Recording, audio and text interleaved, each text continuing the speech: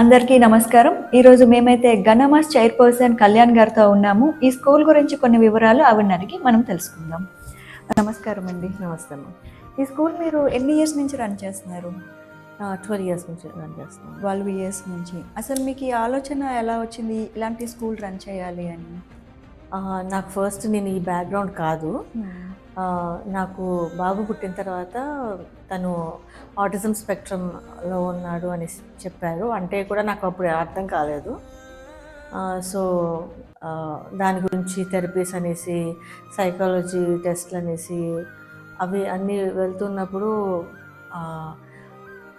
వాళ్ళు ఇచ్చిన ఇన్పుట్స్ కానీ అవన్నీ కూడా నాకు చాలా అస్టానిషింగ్గా అనిపించింది. లైక్ ఎక్కువ పిల్లలు ఇలా ప్రాబ్లంలో ఉన్న పిల్లలు చాలామంది పుడుతున్నారు అనేసి, ఆ రేషియో పెరుగుతుంది అనేసి చెప్పారు. అండ్ నేను తనకి థెరపిస్ట్ చేయించడానికి వెళ్ళినా కానీ నాకు అంత ప్రాపర్గా అనిపించలేదు అనమాట. సో అప్పుడు స్కూల్స్లో కానీ అవన్నీ కూడా అందరికీ ఒకటేలాగా చెప్తున్నారేమో అన్న ఫీలింగ్ వచ్చింది. ఒక్కొక్క చైల్డ్కి రిక్వైర్మెంట్ డిఫరెంట్ ఉంటుంది. సో అందరినీ ఒకటేలాగా మనము ట్రీట్ చేయడం కానీ, లేకపోతే వాళ్ళు తీసుకునే ఇన్పుట్స్ తీసుకుంటారు కదా అనాలిసిస్ చేసేటప్పుడు, అప్పుడు ఇన్పుట్స్ తీసుకునేది కూడా ఏదో చాలా రొటీన్గా తీసుకున్నట్టు, చైల్డ్ని ప్రాపర్గా చూసి అనలైజ్ చేస్తున్నట్టు నాకు అనిపించలేదు. సో ఇలాంటి లూప్ హోల్స్ ఉన్నాయి అనిపించింది.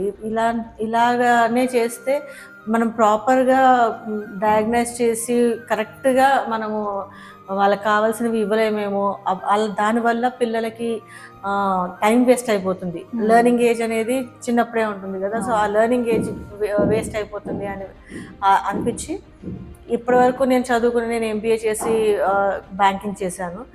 తర్వాత మా బాబు పుట్టిన తర్వాత నేను రిజైన్ చేసేసాను, స్టాప్ చేశాను. సో ఎనీవేస్ ఇంత చదువుకొని ఇంత జాబ్ ఎక్స్పీరియన్స్ ఉండి ఏదైనా వీళ్ళకి కావాల్సిన ప్రాపర్గా ఒక ప్రాసెస్ సెట్ చేయాలి. పిల్లలకి ఇలాంటివి అంటే ఓన్లీ ఆటిజం కాదు, చాలా రకాలుగా ఉంటాయి. సెరెబ్రల్ పాలసీ అంటారు, ఏడిహెచ్డి అంటారు, డౌన్ సిండ్రోమ్ అంటారు, డిఫరెంట్ ప్రాబ్లమ్స్ ఉంటాయి. అందరికి ఒకటే ఉండదు.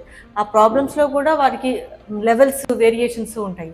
సో అవి కరెక్ట్గా డయాగ్నైజ్ అయిన తర్వాత వెంటనే పిల్లలకి ఏమేమి కావాలి అనేది ప్రాపర్గా ట్రీట్మెంట్ అనేది స్టార్ట్ అవ్వాలి.